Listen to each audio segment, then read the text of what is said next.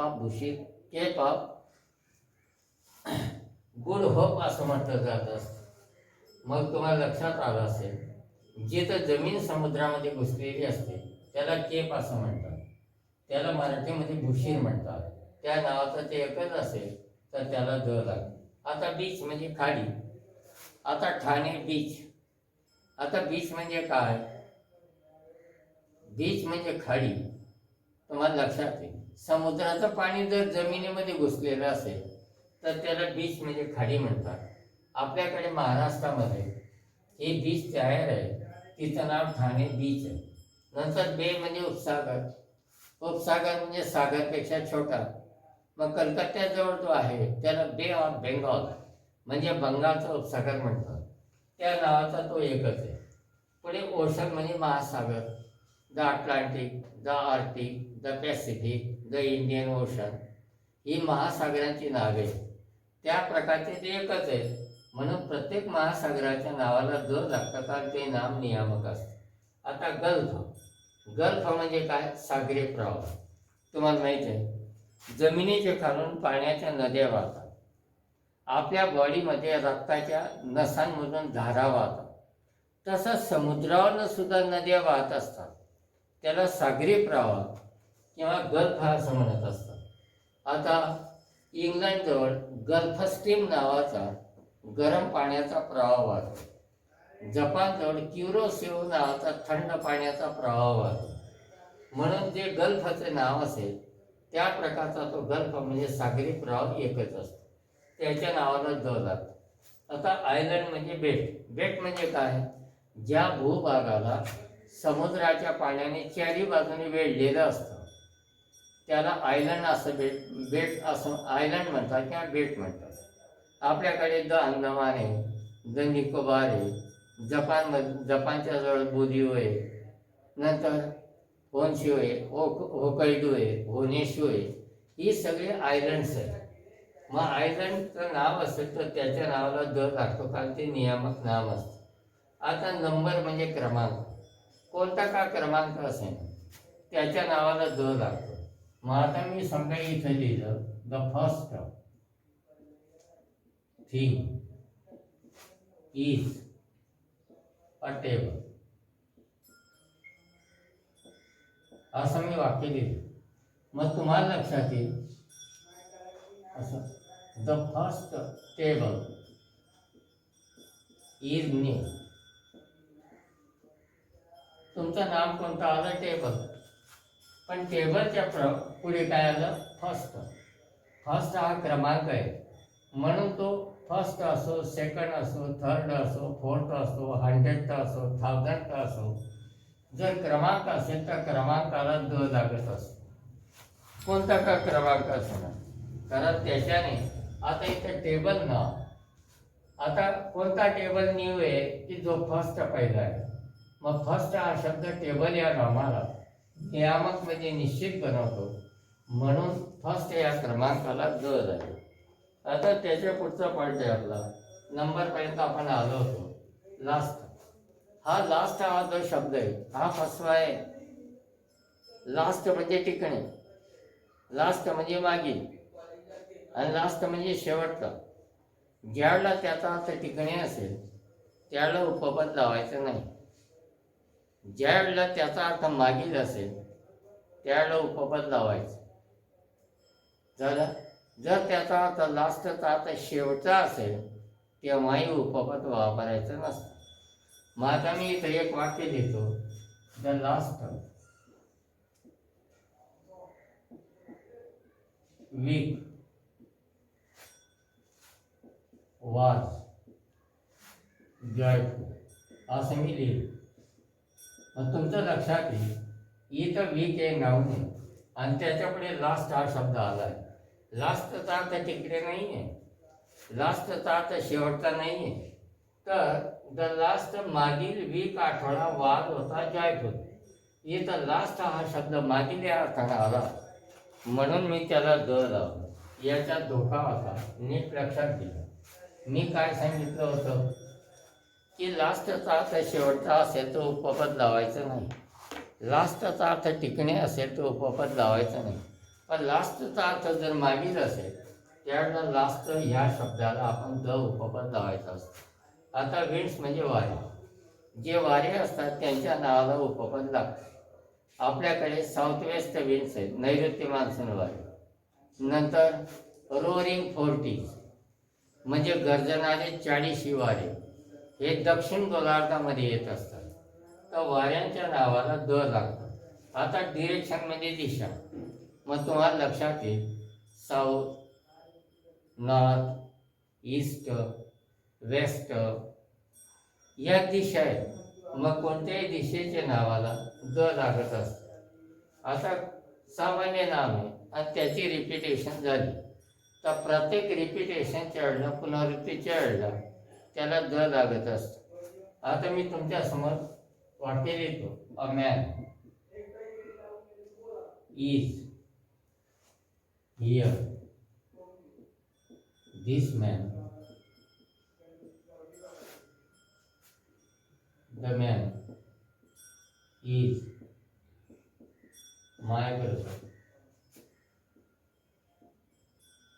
तुमच्या लक्षात आलं? अ मॅन इज हिअर, एक माणूस येथे आहे. म्हणजे तुम्ही त्याला ओळखत नाही, ते अनियामक नाम झालं. ते काउंटेबल आहे, ते सिंग्युलर आहे, ते कॉमन नाउन आहे. आणि त्याचा पहिला अक्षराचा उच्चार यम आहे तर मॅन असा आपण केला. मग तुम्हाला लक्षात येईल म साठी कायला यम. इथं व्यंजनाचा उच्चार व्यंजनासारखा झाला म्हणून ए लागला. परंतु हाच मॅन इथं आला. अ मॅन इज हिअर, एक मनुष्य इथं आहे. बरोबर. The man is my brother, मग तो मनुष्य माझा भाऊ आहे. बरोबर. मग कोणता मनुष्य माझा भाऊ आहे की जो माझ्याजवळ येथे आहे. मग हे नाम पुन्हा आलेलं आहे, ही रिपिटेशन झाली म्हणून या रिपिटेशनच्या वेळेला काय लागतं? द. आता मी पुढे जाईल.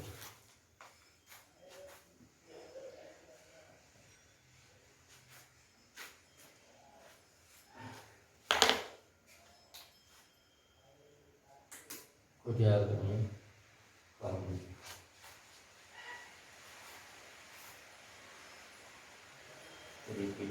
पॉज घ्यायचा आहे का सर तुम्हाला? थोडा थांबायचा आहे का? पाणी वगैरे काही? नाही नाही, काही नाही. नाही तसं असेल तर सांगून द्या, मी पॉज करून मी रिपिटेशन जवळ आलो होतो.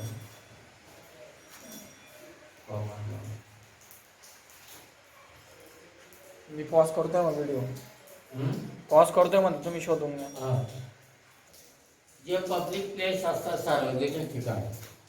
आता पब्लिक प्लेस म्हणजे सार्वजनिक ठिकाण म्हणजे काय?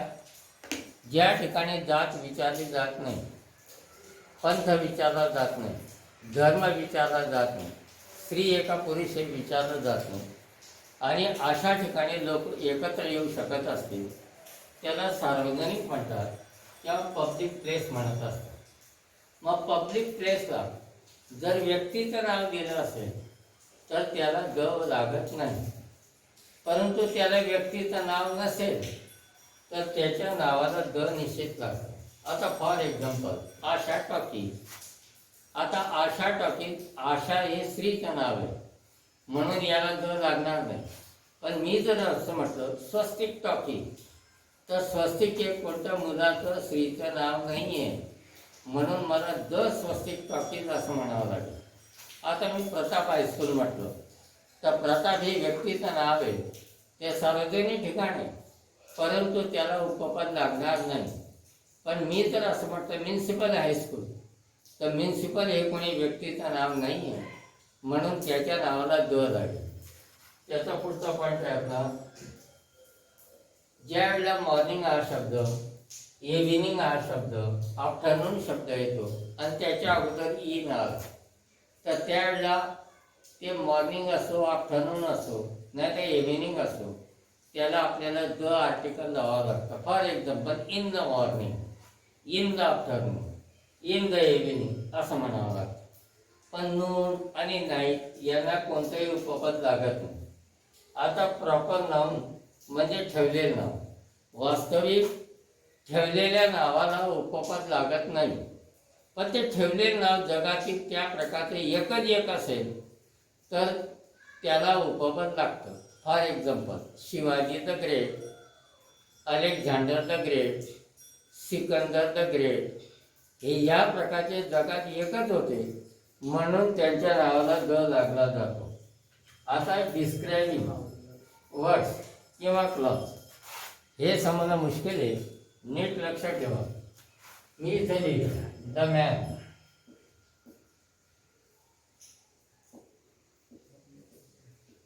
who is standing here is my father. असं वाक्य मी लिहिलं. तुमचं लक्षात येईल इथं मी लिहिलं मॅन, पण मॅन कोणता? हो जो इज आहे स्टँडिंग उभा हिअर येथे, तो मॅन दुसरा मॅन नाही. मग या नावानंतर त्याचे वर्णन करणारे शब्द असो नाही तर वाक्य असो त्यावेळेला ते नाम नियामक बनत असतं आणि त्याला द उपपद लागत असतं. इथं वाक्य कोणतं आहे पहा, the man is my father. What man is our father? Who is standing here. तर हे जे शब्द आहेत हु इज स्टँडिंग हिअर, हे शब्द, हे डिस्क्रायबिंग वर्ड याला नियामक म्हणजे डेफिनेट नाउन बनवतात म्हणून त्याला डेफिनेट आर्टिकल द हे लागत असतं. आता त्याच्यापुढे डिग्री. तुम्हाला लक्षात येईल कंपॅरेटिव्ह आणि पॉझिटिव्ह डिग्रीमध्ये दचा उपयोग केला जात नाही विशेषणाच्या बरोबर, सुपरलेटिव्हमध्ये केला जातो. पण सुपरलेटिव्हमध्ये केव्हा केला जातो? विशेषणानंतर जर कॉमन नाउन आलं तर. मी इथं लिहिलं इट इज बेस्ट. नीट पाहता, इट इज बेस्ट. इट ते इज आहे बेस्ट सगळ्यात चांगलं. इट ते इज आहे कसं आहे? बेस्ट. मग तुम्हाला माहिती आहे गुड, बेटर, बेस्ट हे विशेषणाचं किती रूप आलं? तिसरं. म्हणून ही डिग्री कोणती येऊन गेली? सुपरलेटिव्ह. मग सुपरलेटिव्ह डिग्रीमध्ये हे विशेषण आहे आणि याच्या मागे नाऊन आलेलं नाही, सामान्य नाम आलेलं नाही म्हणून याला उपपद लागणार नाही. परंतु मी जर असं लिहिलं it is the best thing किंवा it is the best doll असं लिहिलं तर तुम्हाला लक्षात येईल याच्या मागे सामान्य नाम आलेलं आहे. मग त्यावेळेला विशेषणाला लागत असतं सुपरलेटिव्ह डिग्रीमध्ये. नियम काय सांगितला? सुपरलेटिव्ह डिग्री विशेषणावर ओळखली जाते. ते जे ॲडजेक्टिव्ह असेल ते जर तिसऱ्या रूपात असेल तर ती सुपरलेटिव्ह डिग्री. अशा विशेषणामागे जर सामान्य नाम नाही आलं, कॉमन नाम नाही आलं तर त्या विशेषणाला द लागत नाही. पण त्याच्या मागे जर कॉमन नाऊन आलं, इथं जसं डॉल आलेलं आहे त्यावेळेला विशेषणाला द उपपद लागत असतं. आता पुढचा पण. आता काही लोक असतात, काहींचं आडनाव म्हणजे सरनेम असतं पवार, काहींचं असतं देव, काहींचं असतं पाटील. मग तुम्हाला लक्षात येईल ज्यावेळेला एका नावाचे अनेक लोक असतील आणि त्यांचं सरनेम एकच असेल तर त्यावेळेला द लागतात. मग आता इथं मी लिहिलं द पवार्स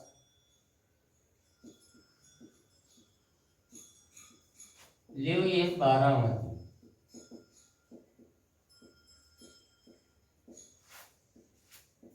असं मी लिहिलं.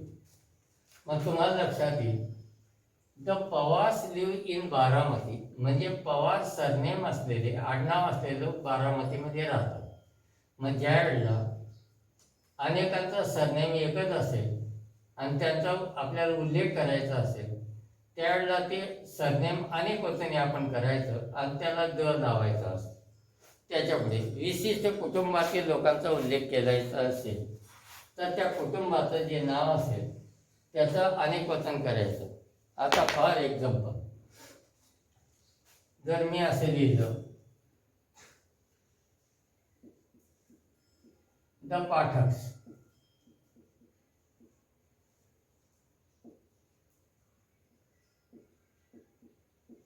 Live in Chopra. इथं पाठक हे कुटुंबाचं नाव आहे.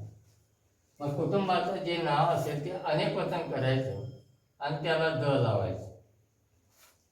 कंट्रीमेन असतील. आता for example the Japanese, the Indians, the British, the Americans, the Chinese, हे विशिष्ट देशातील लोक आहेत. विशिष्ट देशातील लोकांचा जर उल्लेख करायचा असेल तर त्यावेळेला त्याचा अनेकवचन करायचं आणि त्याला आपण द लावायचा असतं. आता नीट लक्षात घ्या, फेडरेशन. तुम्हाला 3 गोष्टी माहीत पाहिजे. कंट्री म्हणजे काय, देश म्हणजे काय, दुसरी गोष्ट नेशन म्हणजे राष्ट्र म्हणजे काय, आणि तिसरं फेडरेशन म्हणजे काय. आता कंट्री म्हणजे काय, ज्या भूभागातील लोकांमध्ये एकी नसते त्याला कंट्री असं म्हणतात. ज्या भूभागातील लोकांमध्ये युनिटी, एकता असते त्याला नेशन म्हणजे राष्ट्र म्हणतात. तर कोणताही देश असेल किंवा राष्ट्र असेल त्याच्या नावाला उपपद द लागत नाही. परंतु तो जो देश आहे तो जर फेडरेशन असेल तर, म्हणजे संघ राज्य असेल तर, मग फेडरेशन म्हणजे संघ राज्य म्हणजे काय. बघा, कोणत्याही देशामध्ये छोटी मोठी राज्य असतात म्हणजे स्टेट्स असतात. राज्य छोटं असो वा मोठं असो त्याला जर समान अधिकार असतील त्याला फेडरेशन म्हणतात. आता फेडरेशनच्या नावाला द लागतो. फॉर एक्झाम्पल रशिया हे फेडरेशन आहे, त्याला USSR म्हणतात. तुम्ही नुसतं USSR म्हणता तर ते चूक आहे. तुम्ही काय म्हणायला पाहिजे, द USSR. पुढे UAE, युनायटेड अरब इमिरात, हे फेडरेशन आहे म्हणून त्याच्या नावाला द लागतं. आता कास्ट म्हणजे जात. आता मी म्हटलं ब्राह्मण, मग ब्राह्मिन्स. मराठा म्हटलं द मराठास, ही जात झाली. तर जातीचे लोक असतील, द जैन्स पहा, द कुंभार्स, तर त्याच्या नावाचं अनेकवचन करायचं, त्याला द लावायचं. त्याच्या पुढे रिलिजन. आता हिंदूज, मुस्लिम, ख्रिश्चन्स, विशिष्ट धर्माच्या लोकांचा उल्लेख करायचा असतो तर त्याच्या नावाला द आपण लावायचं असतं. आता क्रीड म्हणजे पंथ. आता शीख हा पंथ आहे, जैन हा पंथ आहे, त्याच्यामध्ये श्वेतांबर, दिगंबर. जे ख्रिश्चन लोक असतात त्यांच्यामध्ये पंथ असतो कॅथॉलिक. तर पंथाचे लोक असतील तर त्या पंथाच्या नावाला आपण द लावायचा असतो. द सिख्स, द जैन्स, असं त्याच्या नावाला द लावायचं, कारण ते नियामक नाव बनत असतं. पुढचा पॉईंट आपला हा आहे की आतापर्यंत आपण काय म्हणत होतो की द केव्हा वापरतात. आपल्याला हे शिकायचं आहे आता, ए अँड द केव्हा वापरत नाही.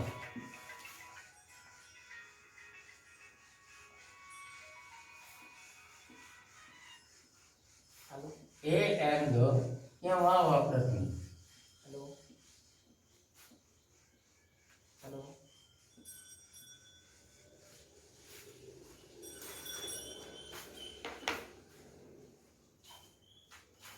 तुमच्या लक्षात येईल, मी इथं लिहिलं Aruna is a girl.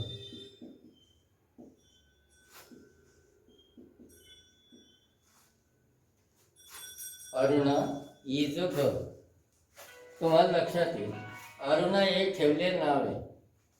Hello म्हणजे ठेवलेलं नावाला सर लेक्चरला आहे. द लागत नाही. हो हो. दुसरी गोष्ट, C is my sister.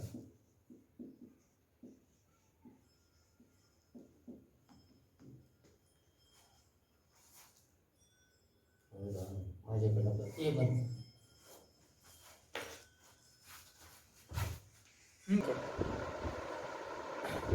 now we are going to work. We are going to not use a and or the. A and the आपण केव्हा वापरतो. पहिलं, व्यक्तीच्या नावाला उपपद लागत नाही. हां सर. फॉर एक्झाम्पल मुलगी, मुलगा, स्त्री, पुरुष यांच्या नावाला उपपद लागत नाही.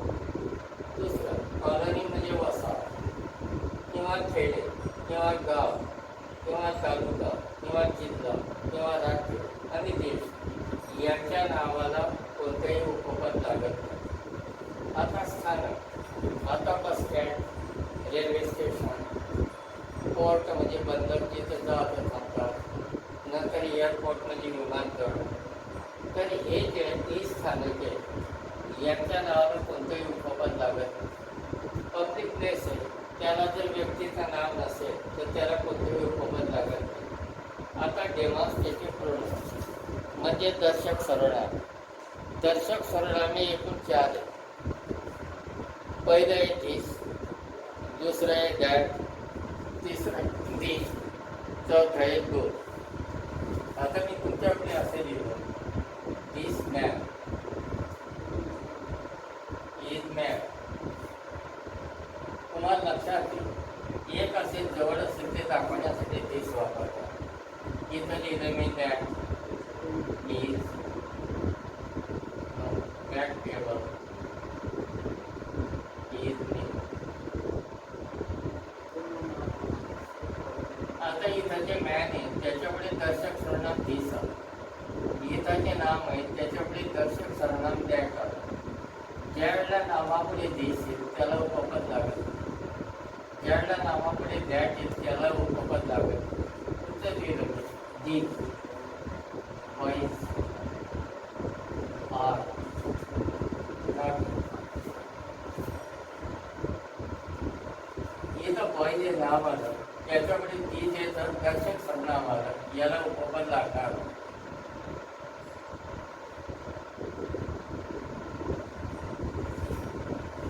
असं वाक्य मी लिहिलं, तुम्हाला लक्षात येईल. इथं गर्ल्स हे नाव आहे, त्याच्यापुढे दोन जे डेमॉन्स्ट्रेटिव्ह प्रोनाउन म्हणजे दर्शक सर्वनाम आलं म्हणून गर्ल्सला उपपद लागणार. इथं या नाऊन पुढे दिस होतं, या नाऊन पुढे दॅट होतं, या नाऊन पुढे दिस होतं, या नाऊन पुढे दोन होतं. हे डेमॉन्स्ट्रेटिव्ह प्रोनाउन म्हणजे दर्शक सर्वनामे. हे ज्याला कोणत्याही नामाच्या पुढे येतात त्या नामाला कोणतंही उपपद लागत नाही. त्याचा पुढचा पाठ आहे आपला पजेसिव्ह केस. पजेसिव्ह केस तुम्हाला लक्षात येईल म्हणजे षष्टी विभक्ती. मग षष्टी विभक्ती तुमची कोणती? पहिलं माय, दुसरं अवर, तिसरं युवर, चौथं युवर, नंतर हीच आहे, नंतर हर आहे, नंतर इट्स आहे, नंतर देर आहे, नंतर हुज आहे आणि नंतर ॲपॉस्ट्रॉफ येस आहे. याला पजेसिव्ह केस म्हणतात. इथं मी लिहिलं पहिलं माय सिस्टर इज इट असं मी लिहिलं. मग सिस्टरच्या पुढे हे पजेसिव्ह केस म्हणजे षष्टी विभक्ती आहे म्हणून या सिस्टर या नावाला उपपद लागणार. इथं मी लिहिलं आवर टीचर इज काय. मग इथं टीचर या नामापुढे अवर ही पजेसिव्ह षष्टी आली म्हणून या टीचर या नामाला उपपद लागणार. मी इथं लिहिलं युअर हाऊस इज क्लीन. इथं हाऊस या नामापुढे युअर हे पजेसिव्ह केस आहे म्हणून हाऊस या नामाला उपपद लागणार नाही. इथं लिहिलं हिज फादर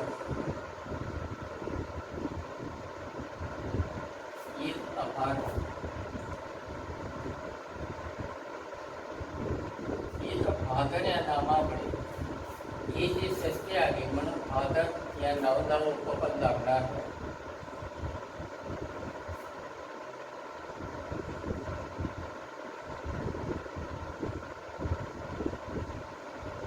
इथं मदर या नावापुढे हर ही षष्टी आली म्हणून मदर या नावाला उपपद लागणार नाही.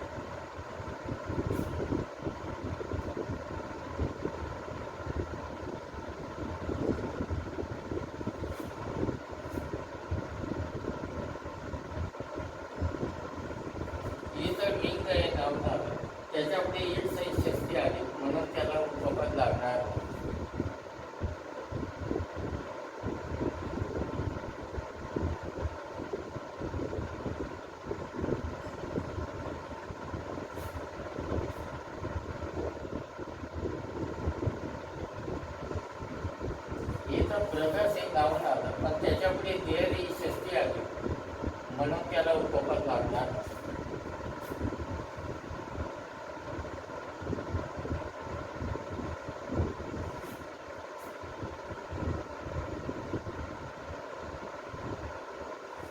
इथं हो ही षष्टी आली. मग तुम्ही म्हणणार षष्टी कशी ओळखायची?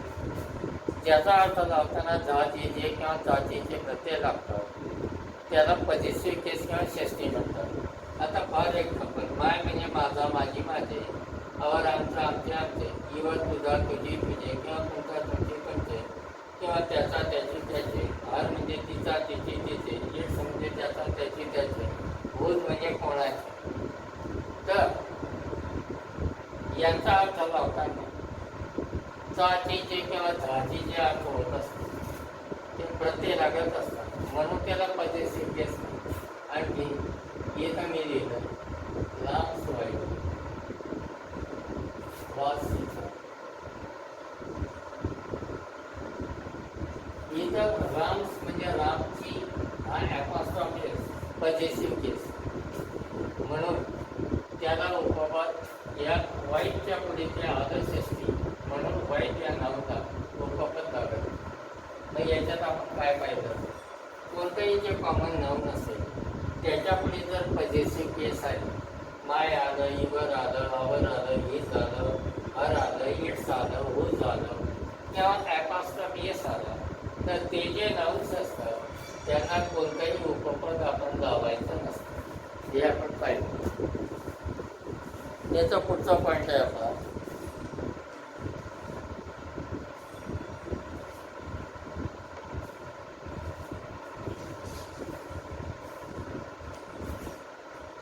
तर काही जजेस असतात.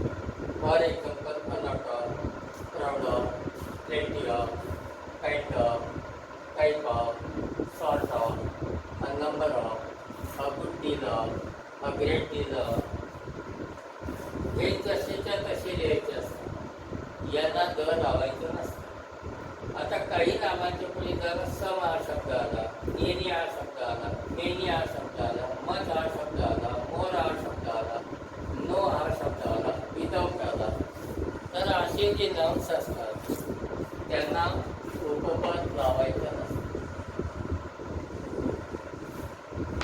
कोणताही उपपद लावायचं नसतं. आता याची एक गंमत मी तुम्हाला घेऊन टाकतो. इथं मी लिहिलं सम पीपल.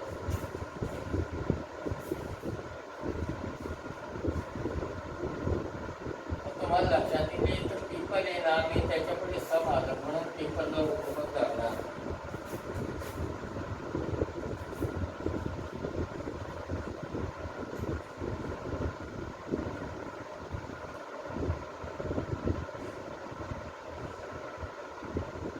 इथं या नामापुढे एनी हा शब्द आला म्हणून उपपद लागणार. जसं मेनी हा शब्द आला तो उपपद लागणार आणि मच हा शब्द नामापुढे आला तो उपपद लागणार आणि मोर हा शब्द नामापुढे आला तर उपपद लागणार. नो हा शब्द आला नामापुढे किंवा विदाऊट हा शब्द आला त्याला कोणतंही उपपद लागत. आता प्लेस ऑफ वर्क नीट पहा. Doctors go to hospital. आता हॉस्पिटल हे डॉक्टरचं कामाचं ठिकाण. मी इथं लिहिलं डॉक्टर्स गो टू हॉस्पिटल. तुम्हाला लक्षात येईल इथं हॉस्पिटल हे कॉमन नव्हतं, त्याला कोणतंही उपपद लागणार कारण डॉक्टरचे ते कामाचं ठिकाण. मग कामाच्या ठिकाणी ती व्यक्ती जात असेल तर त्या ठिकाणाला उपपद लागत. दुसरं बॉईज गो टू स्कूल. आता मुलांचं कामाचं ठिकाण आहे कोणतं? स्कूल, म्हणून त्याला उपपद लागणार. मी ते लिहिलं professor go to college. Professor लोकांचं काम करायचं ठिकाणी कॉलेज म्हणून कॉलेज या नावाला उपपद लागणार नाही. मेकॅनिक्स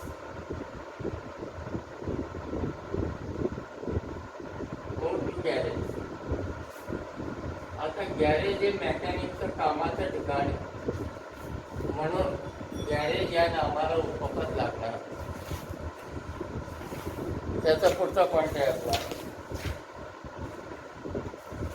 आपण सायकल वापरतो, रिक्षा वापरतो, बस वापरतो, कार वापरतो, रेल्वे वापरतो, विमान वापरतो, जहाजे वापरतो. हे सगळे व्हेकल्स आहेत.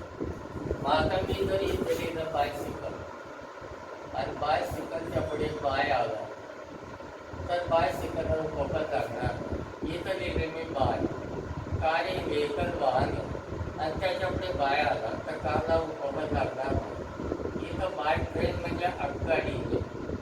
ट्रेन हे व्हेकल वाहन आहे, त्याच्या पुढे बाय आलं म्हणून ट्रेनला उपपद लागणार नाही. इथं मी लिहिलं बाय शिप म्हणजे जहाज आहे.